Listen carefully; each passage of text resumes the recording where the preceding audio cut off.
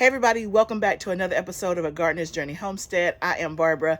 I'm in my tunnel today, and today is the first official day of seed starting day for the summer season. I am excited. So excited. It is beautiful today. It is like 55 degrees and sunshine. In the tunnel, it's like 88. It's a beautiful day, y'all, and I'm excited. So every single week, I will be starting seeds pretty much from now until it's time for start putting out plants in the summer. So you are in for a ride. I think I'm going to make this a playlist around seed starting, so that way it's easy to access. If you're brand new to me, then welcome to my channel. On this channel, we talk about all things garden, homestead, cooking from scratch. But as we start to gear up for the summer season, there's going to be a lot of content around starting seeds and getting ready and prepared for the season. Now, if you're just new, you've already missed some stuff, but you can go back and catch up, right? So I did a video about how to plan. I did videos about ordering seeds and knowing what to order. I also did a video about how I organize my seed starting, when to start seeds, is it too early, how to figure out all of that stuff. So I'll pop all of those videos in the seed starting playlist. So please go back and watch to your heart's content. So today I am starting my first set of seeds that are, let me look at my paper, 15 weeks out. 12 weeks out. So my estimated last frost date is April the 20th. And so I'm about 12 weeks out from that date. And so today I am using my little spreadsheet that I showed in an earlier video. So I have everything 12 weeks all the way down to, okay, it's time to plant. Every week I have organized what I'm going to start. So I'm not starting all my seeds at one time. Because everything doesn't need to be started at one time. I'm starting it based on what the seed is and how many days before the last frost date, right? So today, I'm going to be starting my eucalyptus and my lavender and my thyme. Those are the three main things. But I'm also going to throw in some spinach and some cilantro just because, again, I can do a couple of more things of spinach, and then I want more cilantro before the summer hits and all that. Cilantro doesn't do well once it gets really, really hot. It's a cool season. I need some more cilantro. I only have 2 growing right now, but I want to grow it in abundance because I want to be able to preserve it and have it for this summer. So I'm going to start some more cilantro seeds. So that is what we're going to be starting today. Again, if you did not see this video, make sure that you go back and watch because I showed you how I do this. So if you want to do it this way, if you're like a computer person, you want it on a spreadsheet, or if you just rather have it by pen and paper, I show you how to organize what to start when, how to figure that out. And then I even showed you my cool little organizational system where I just go through my spreadsheet.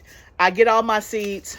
I get a Post-it note and a rubber band, and I put on here, hey, this is what I'm starting when. So literally all I had to do today was to go where my seeds are and grab the pack that said January the 28th for these are the seeds that are 12 weeks out, and all of these seeds are right here.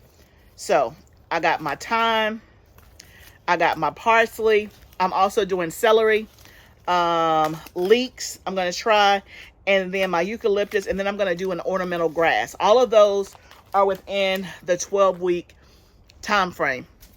So again, I have this for every single week. So every single week, I don't have to go rummaging through my seeds, trying to figure out what am I going to plant, where are my tomato seeds, what about this, what about that. It's all organized. I grab the pack and I go. Okay, so that is what we're doing today. So the first thing we're going to do is we're going to actually make some soil blocks. So as I continue to do this series about seed starting, you're going to see me use many different methods to start seeds. And I will show you each one. You use whatever works for you, right? And I'm showing you different ones because I'm using different ones because space is an issue because I'm growing a big garden, right? So I'm doing lots and lots of plants. So we're going to do some soil blocks. I have done a video before on soil blocking. I'll try to pop that up here. And so if you've never used soil blocks, I love soil blocking. If you're a brand new gardener, you may or may not want to try it, but basically we are going to make a medium to put the seeds in that is going to be a block made out of soil. Here is the benefit of that. The benefit is that I can take that block straight from my house, my tunnel, wherever it is, and plant it directly into the ground. So I don't have to worry about pots. All I have to have is a good soil seed starting, a potting mix or a seed starting mix or something like that. So it is less expensive in terms of not a whole lot of pots. It conserves space because it's smaller, right? And what I'm going to show you today is something brand new. New toy. Okay, so let me turn my water on. I'm gonna come back and I'm gonna show you how to make a soil block, and I'm gonna show you what's new about it this way that I didn't do last year. Okay, so this is what a soil block looks like. This is one that you've seen me use before. This has 5. You can buy one that has 4, and I think you can buy one that has 6, right? So this is like a 5, and I bought one from Amazon that I didn't like. This one I think I got from Johnny's. I think that's where I got it from. What I'm using today is still a soil block, but it's a mini soil block. So this has 20. So you can see the difference of the size. This versus this. This versus that. Right? So why am I using this mini? To conserve on space, right? But the thing about it is that once I've never used it before, but I'm assuming it's the same concept. Once I make the soil blocks this size and they're ready to be quote unquote up potted, I can put it in a pot if I want to. So if I wanted to put it in a pot like this, I could, or I can just make a bigger soil block and pop this soil block in this one, right? And that's what I intend on doing. So because I'm doing like lavender, eucalyptus, and those kind of things, I'm probably going to do one whole thing of this for each one. Instead of me having 20 cups of lavender trying to start seeds and germinate, and they may or may not all germinate. And then this is my first week. If I start off with 20 cups now, y'all, by the time 2 weeks come from now, I'm not going to have any space in my house, right? So, or out here. So I'm going to start here and then up pot to this. Now, will I start all my seeds in this? Absolutely no, I won't. So I would never, I'm not going to say never. I'm not going to start all my seeds in this, again, based on what the vegetable or herb is, how long before it gets planted, what it is and how many times, how big does it grow and how many times does it have to be up potted, okay? Does that make sense? But let me show you how to make a soil block. It's nothing but soil and water. So I just have a 10-20 tray here, and it's one of the shallow ones. It's not even one of the deep ones. Where's my water?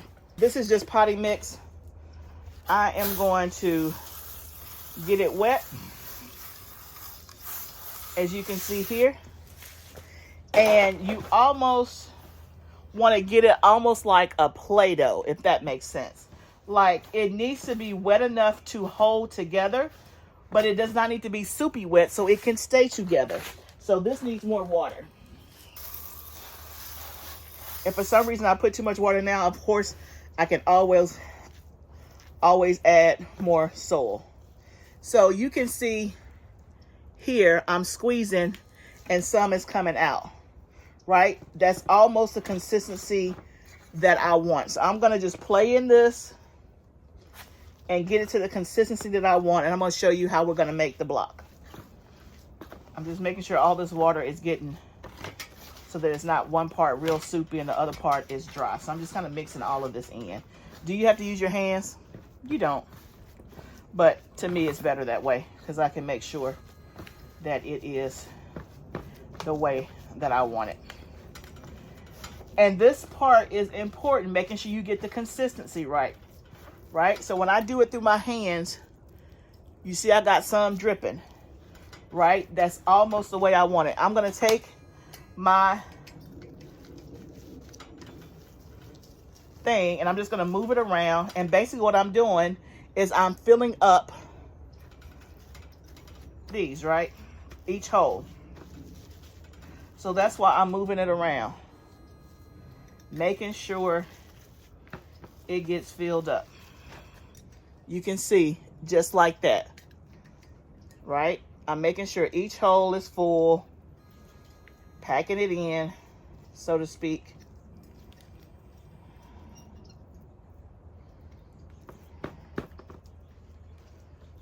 Okay, now let me get my other 10-20 tray that I'm gonna actually put the blocks in.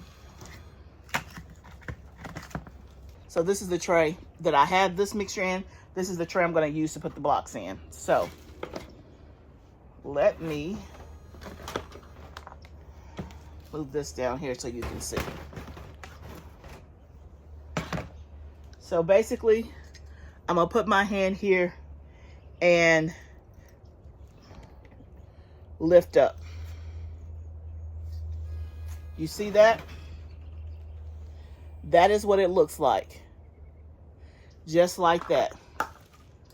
I don't know if you can see, but there's like a little indentation, and that's where the seed goes. That is very, very, very tiny, right? So I'm just gonna keep making these blocks, and I'm gonna move that over there. I'm gonna keep making these blocks and fill up this tray, and we're gonna go from there.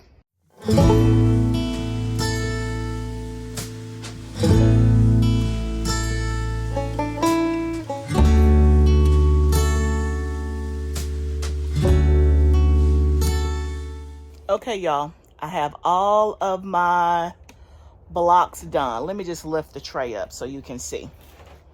So those are my small blocks. I have 9 of those, and then I went ahead and made some big blocks, and I have 18 of those.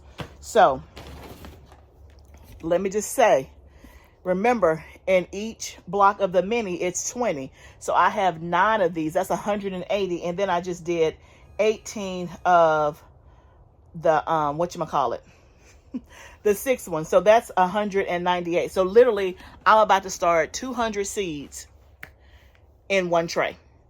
That is the benefit of using soil blocks, right? So I got my tags done here. So eucalyptus. So I'm gonna go ahead and see if I can, let's see how I want to do this. Okay, y'all, you can't really see it, but for the big blocks, the reason why I did big blocks is because this is the not summer stuff. This is like the spring stuff, cilantro and spinach, that I know I'm going to take directly to the raised bed or the ground. So I didn't need to do a mini block of this and up pot it. I'll just do it in this, and once it gets ready to go in the ground, I'll just take this and put it in the ground. So that's why I did the bigger blocks for that.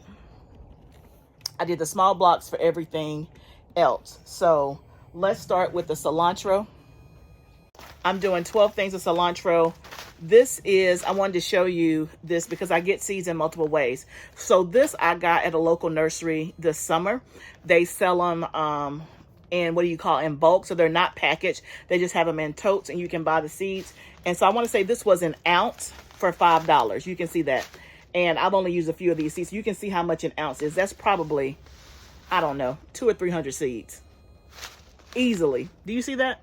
So that is a nice way to get seeds as well. So all the time, it doesn't have to be in a pretty package. Now, you just got to keep up with something like this. But this works out great.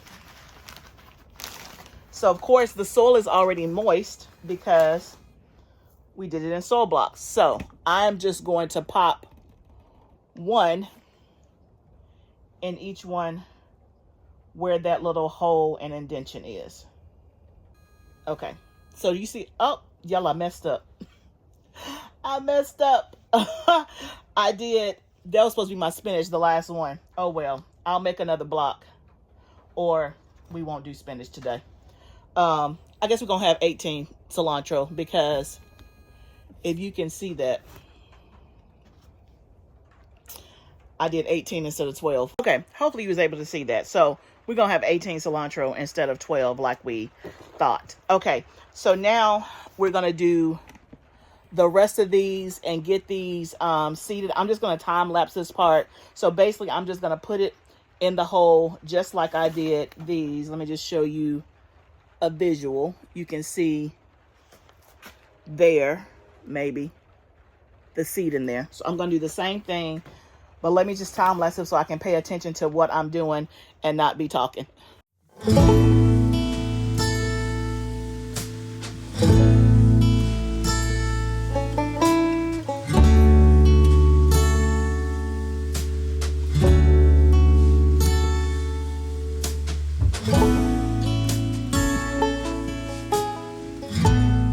Okay guys, I got it all done. I realized that, so the only thing I didn't do was my time, because I realized the package that I brought out here, somehow it had gotten a hole in the bottom of it and there were no seeds in there. So I got to go in the house and see if I have more time. If not, not gonna worry about it, not gonna place an order just for a pack of time. I'll just, I already have 2 time plants already right now, so I can just pick up another one. I don't use that much time. Again, it was more of me just seeing if I can start it from seed. So a couple of new things that I did that I've never done before. I'm doing Persian cress, which is an ornamental grass that can be used like as a bouquet filler for the beautiful flowers that I grow and put on my table. So I'm trying that for the first time. I've never tried that before. And then celery. I have not been successful at growing seed from celery. I'm going to try it again. The brand that I'm doing is the Utah tall celery. So we're going to try and see what happens. I've tried the pink celery before. It germinates like just a little bit and then it dies. Like, I don't know. So we're going to try it yet again. Everything else I've pretty much done. I've done eucalyptus from seed. The eucalyptus that you see growing in my tunnel, I grew that from seed 2 years ago, and then I did one year ago, and I even gifted some last year.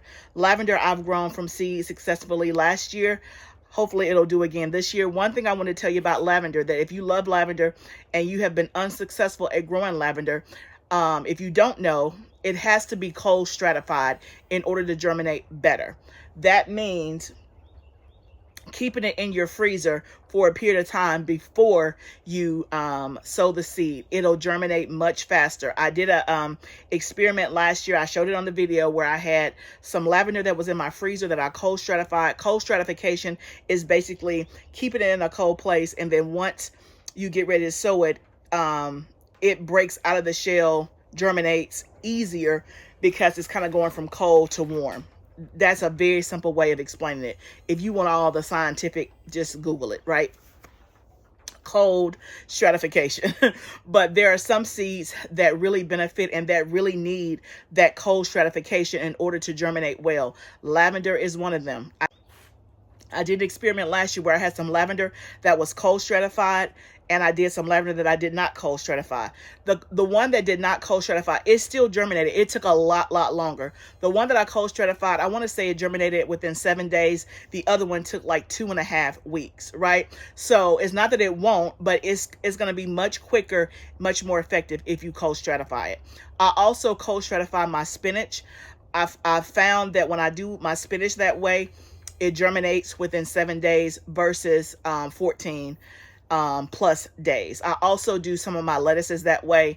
Again, lettuce will do it, but it does do better, quicker if you do your lettuce that way. But definitely my spinach and my lavender. I wanted to also sow rosemary and try that from seed just to try it. I do have a rosemary plant, but I did not do it from seed. So I want to just see if I can. And this is another reason why the soil blocking method is good, because literally, y'all, I have almost 200 seeds I started, and it's just one tray. One tray I can take in my house. And if it doesn't work, like some of these things, like it's not a big deal if it doesn't work. Like leeks, I've never done leeks from seeds, but I have it on here. If it doesn't work, not a big deal. I usually buy my leeks from Dixondale Farms. This year I'm not doing that because for the last 2 years on my leeks, I have not been able to use them because I left them in the ground too long or I didn't get them in time. So it was like a waste. I don't use leeks that much. And so again, I'm just trying it to see if I can do it. And that's the benefit of being a gardener. You can try stuff, 1 pack of seeds, $3 or $4, some soil. Is not taking up a lot of space in pots. I got 20 chances to get this leek right versus in 20 pots. So anyway, it's a win-win all around, a win-win all around. So what I'll try to do each week is, as we start seeds, I will try to give you an update and show you progress from the week before. So that way you can see what's happening, what's taken and what's not. Again, all gardeners do not get 100% germination, right? So don't feel bad if your stuff doesn't germinate, because let's say this doesn't germinate well, then I can try it again, right? Because I still got plenty of time for these particular crops. Also, on some of these, like lavender, it needs light to germinate. So again, once we get past all of the common stuff like tomatoes and peppers and things like that, if you're going to do something that's outside what I call the norm, like lavender or specialty herbs or something like that, always make sure that you research, look at the back of your packet, all of that good stuff, because some of those need light to germinate, so you would not cover it with soil. Okay, so I'm gonna mist these just a little bit. They're already pretty much moist or whatever, because the soil blocks were moist. I'm gonna mist these. I'm gonna decide if I'm gonna keep them out here in the tunnel because the weather is nice this week, or take them in my house. I think I'm gonna leave them out here for a few days and see what happens. And I don't want to transport it right now. That's another reason. So thank you guys for joining me today. First week of the seed starting series. From now on to the summer, we starting our seeds, y'all. We are getting it going. I will be doing some videos about some common things that happen with seed, like common problems that you have with seed starting, what those problems are, what it could be a cause of, and how to correct it. So stay tuned and watch for that video as well. If you have questions or if you have comments, if you've started any of this stuff before and been successful, please leave it down below. If you haven't, let's all cry together, cheer each other on, all the stuff that we do in this community. I appreciate each and every one of you. I hope that things are going well in your area. Remember, gardening is a journey. What are we going to do? We're going to grow together. I'll see you next time, friend.